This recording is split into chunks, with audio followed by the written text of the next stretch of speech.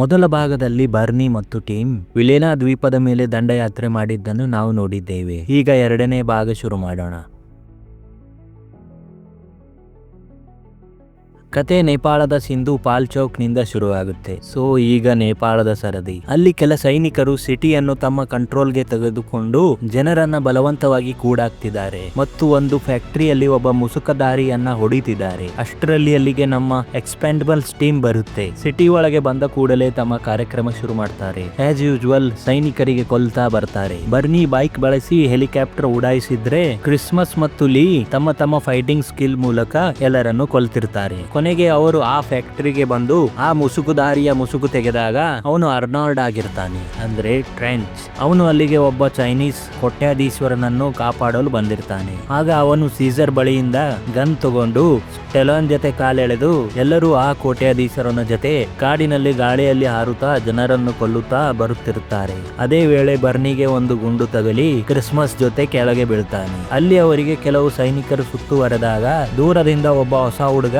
Sniper ಮೂಲಕ ಅವರನ್ನು ಕೊಲ್ತಾನೆ. ಮತ್ತೆ ಟೀಮ್ ಬೋಟ್ ಮೂಲಕ ಬರ್ತಿರ್ಬೇಕಾದ್ರೆ ಬರ್ನಿ ಅಲ್ಲಿಗೆ ಪ್ಲೇನ್ ಮೂಲಕ ಬರ್ತಾನೆ. ಆ ಹುಡುಗ ದೂರದಿಂದಲೇ ಎಲ್ಲರನ್ನು ಕೊಲ್ಲುತ್ತಿರುವಾಗ ಅದನ್ನು ನೋಡಿ ಬರ್ನಿ ಇಂಪ್ರೆಸ್ ಆಗ್ತಾನೆ. ಕೊನೆಗೆ ಎಲ್ಲರೂ ಪ್ಲೇನ್ ಒಳಗೆ ಏರಿದಾಗ ಆ ಪ್ಲೇನ್ ಮೂಲಕ ಅವರು ಸೇತುವೆ ಉಡಾಯಿಸಿ ಎಲ್ಲರನ್ನ ಕೊಂದು ಡ್ಯಾಮ್ ಮೇಲಿಂದ ಹಾರಿ ಹೋಗುತ್ತಾರೆ ಮತ್ತು ಆ ಕೋಟ್ಯಾಧೀಶ್ವರನಿಗೆ ಪ್ಯಾರಾಶೂಟ್ ಮೂಲಕ ಅವನ ಮನೆಗೆ ಬಿಟ್ಟು ಮಿಷನ್ ಮುಗಿಸುತ್ತಾರೆ.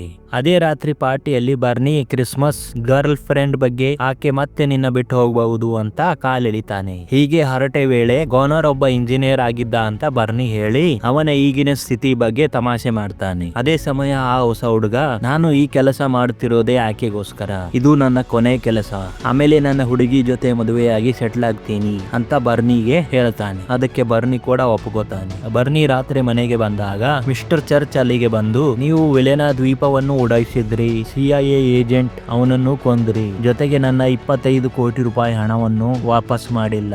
ಅದಕ್ಕೆ ಈಗ ನೀವು ನನಗೆ ಒಂದು ಕೆಲಸ ಮಾಡಿಕೊಡಬೇಕು. ಒಂದು ಚೈನೀಸ್ ಪ್ಲೇನ್ ಅನ್ನು ಗಾಸಾಕ ಎಂಬಲ್ಲಿ ಹೊಡೆದುರುಳಿಸಿದ್ದಾರೆ. ಅದರಲ್ಲಿ ಒಂದು ಲಾಕರ್ ಇದೆ, ನೀವು ಅದನ್ನ ನನಗೋಸ್ಕರ ತರಬೇಕು. ಆ ಲಾಕರ್ ಪ್ರತಿ ಸೆಕೆಂಡಿಗೆ ಆಟೋಮೆಟಿಕ್ ಪಾಸ್ವರ್ಡ್ ಚೇಂಜ್ ಆಗ್ತಾ ಇರುತ್ತೆ. ನಿನ್ನ ಜೊತೆ ಒಬ್ಬ ಕಂಪ್ಯೂಟರ್ ಎಕ್ಸ್ಪರ್ಟ್ ಅನ್ನು ಕಳಿಸುತ್ತಿದ್ದೇನೆ, ಅವಳ ಹೆಸರು ಮ್ಯಾಗಿ ಅಂತ ಹೇಳಿ ಅವರಿಗೆ ಹೊಸ ಮಿಷನ್ ಕೊಡ್ತಾನೆ. ಬರ್ನಿ ಆ ಹುಡುಗಿಗೆ ಭೇಟಿ ಆಗಲು ಬರ್ತಾನೆ. ಅಲ್ಲಿ ಬರ್ನಿ ಇದೊಂದು ಪ್ರಾಣಾಪಾಯದ ಕೆಲಸ ಅಂತ ಹೇಳಿದಾಗ ಆಕೆ ಎಷ್ಟೊತ್ತಿಗೆ ಬರಬೇಕು ಅಂತ ಕೇಳಿ ಅಲ್ಲಿಂದ ಹೋಗ್ತಾಳೆ. ಪ್ಲೇನ್ ನಲ್ಲಿ ಗಾನರ್ ಮ್ಯಾಗಿಗೆ ಲೈನ್ ಹೊಡೆಯುತ್ತಿದ್ದು ಆಕೆ ಒಂಚೂರು ಮೂಸಲ್ಲ. ಇತ್ತ ಬರ್ನಿ ಕ್ರಿಸ್ಮಸ್ಗೆ ಮತ್ತೆ ಗರ್ಲ್ ಫ್ರೆಂಡ್ ಬಗ್ಗೆ ಕಾಲೆಳಿತಾನೆ. ಇತ್ತ ಮ್ಯಾಗಿ ಆ ಹೊಸ ಹುಡುಗನಿಗೆ ನೀನು ಆರ್ಮಿಯವನ ಅಂತ ಕೇಳ್ತಾಳೆ. ಅವನು ಹೌದು, ಅಫ್ಘಾನಿಸ್ತಾನ್ ನಲ್ಲಿ ಪೋಸ್ಟ್ ಇತ್ತು ಅಂತ ಹೇಳ್ತಾನೆ. ಅವರು ಆ ಪ್ಲೇನ್ ಬಿದ್ದ ಜಾಗಕ್ಕೆ ಬಂದು ಆ ಹುಡುಗ ಅಲ್ಲಿನ ತಪಾಸಣೆ ಮಾಡ್ತಾನೆ. ಅವರೆಲ್ಲ ಆ ಪ್ಲೇನ್ ಹತ್ರ ಬಂದಾಗ ತೋಳಗಳು ಹೆಣಗಳನ್ನು ತಿಂತಿರುತ್ತವೆ. ಬರ್ನಿ ಆ ಹುಡುಗನನ್ನು ತನ್ನ ಪೊಸಿಷನ್ ಗೆ ಕಳಿಸ್ತಾನೆ. ಅವರು ಪ್ಲೇನ್ ಒಳಗೆ ಬಂದು ಆ ಲಾಕರ್ ಅನ್ನು 3 ಜನ ಓಪನ್ ಮಾಡಿಟ್ಟುಕೊಂಡರೆ ಮ್ಯಾಗಿ ಆ ಲಾಕರ್ ಪಾಸ್ವರ್ಡ್ ಹ್ಯಾಕ್ ಮಾಡಿ ಅದರಲ್ಲಿದ್ದ ವಸ್ತು ತೆಗಿತಾಳೆ. ಅದಕ್ಕೆ ಕ್ರಿಸ್ಮಸ್, ನಾನಿಲ್ಲದೆ ನಿನ್ನಿಂದ ಏನೂ ಆಗಲ್ಲ ಅಂತ ಬರ್ನಿ ಕಾಲೆಳೆದು ಅವರೆಲ್ಲ ಹೊರಗೆ ಬಂದಾಗ ಆ ಹುಡುಗನನ್ನು ಕೆಲವು ಜನರು ಹಿಡಿದಿದ್ದು ಆತನ ಪ್ರಾಣದ ಬದಲಿಗೆ ಅವರ ಆಯುಧಗಳನ್ನು ಬಿಸಾಕಬೇಕು ಅಂತಾರೆ. ಬರ್ನಿ ಸರಿ ಎಂದು ಬಿಸಾಕ್ತಾನೆ. ಆ ಗುಂಪಿನ ಸರ್ದಾರ ಆ ವಸ್ತು ಕೇಳ್ತಾನೆ. ಕ್ರಿಸ್ಮಸ್ ಆ ವಸ್ತುವನ್ನ ಅವನ ಚಮಚ ಬಳಿ ಬಿಸಾಕ್ತಾನೆ. ಆದರೆ ಆ ಚಮಚ ಇದನ್ನ ಎತ್ತಿ ನನ್ನ ಕೈಯಲ್ಲಿಡುವಂತ ಬೆದರಿಸುತ್ತಾನೆ. ಕ್ರಿಸ್ಮಸ್ ಸರಿ ಎಂದು ಅವನ ಕೈಗೆ ಆ ವಸ್ತು ಇಡುತ್ತಾನೆ. ಆ ವಸ್ತು ಸಿಕ್ಕ ಮೇಲೆ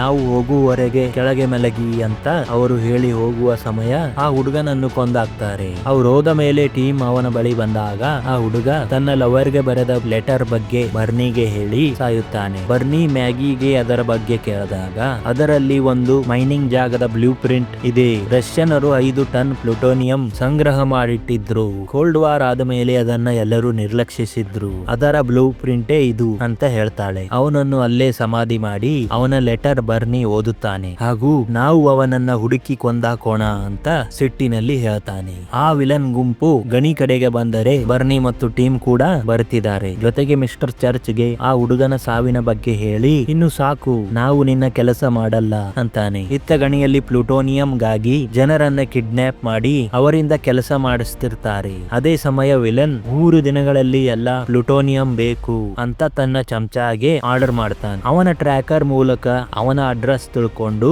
ಆ ಜಾಗಕ್ಕೆ ನಮ್ಮ ಟೀಮ್ ಬರ್ತಾರೆ. ದಾರಿಯಲ್ಲಿ ಅವರ ಟ್ರಕ್ ನೋಡಿ ವಿಲನ್ ಮಾಹಿತಿಗಾಗಿ ಅವರ ಬಳಿ ಬಾರ್ ಒಳಗೆ ಬರ್ನಿ ಮತ್ತು ಕ್ರಿಸ್ಮಸ್ ಬರ್ತಾರೆ. ಅಲ್ಲಿದ್ದವರನ್ನ ಹೊಡೆದು ಮ್ಯಾಗಿ ವಿಲನ್ ಬಗ್ಗೆ ತಿಳ್ಕೊತಾಳೆ. ಬರ್ನಿ ಕ್ರಿಸ್ಮಸ್ಗೆ ವೆಪನ್ಸ್ ಗಳನ್ನು ತಗೊಂಡು ಬಾ ಅಂತ ಪ್ಲೇನ್ ಬಳಿ ಕಳಿಸ್ತಾನೆ. ಬರುತ್ತಿರುವ ಸಮಯ ಬರ್ನಿ ಕ್ರಿಸ್ಮಸ್ಗೆ ಕಾಲ್ ಮಾಡ್ತಾನೆ. ಯಾಕಿಷ್ಟು ಲೇಟು ಅಂತ ಕೇಳ್ತಾನೆ. ಅದಕ್ಕೆ ಕ್ರಿಸ್ಮಸ್ ಸಿಟ್ಟಿನಲ್ಲಿ ಎಲ್ಲಾ ಕೆಲಸಗಳು ನನಗೆ ಹೇಳು, ಬೇರೆಯವರು ನಿನ್ನ ಕಣ್ಣಿಗೆ ಕಾಣಿಸಲ್ವಾ ಅಂತ ಕೂಗಾಡ್ತಾನೆ. ಅದೇ ರಾತ್ರಿ ಒಂದು ಊರಿಗೆ ಬಂದು ಒಂದು ಮನೆಯಲ್ಲಿ ಅವರು ವಿಶ್ರಾಂತಿ ಪಡೆಯುತ್ತಾರೆ. ಕೆಲವು ತಲೆ ಹರಟೆ ಮಾತುಗಳ ಮೂಲಕ ಆ ರಾತ್ರಿ ಕಳೆಯುತ್ತೆ. ಮರುದಿನ ಎಲ್ಲ ರೆಡಿ ಆಗುವ ವೇಳೆ ಸೀಸರ್ ಹಾಗೆ ಹೊರಗೆ ಹೋದಾಗ ಒಂದು ಗುಂಪು ಅವರ ಬಳಿ ಬರುತ್ತೆ.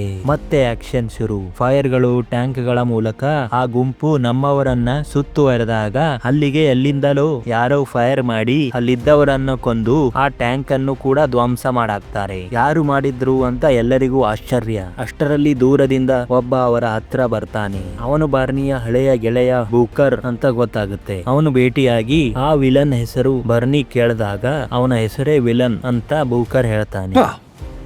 That's just lazy writing.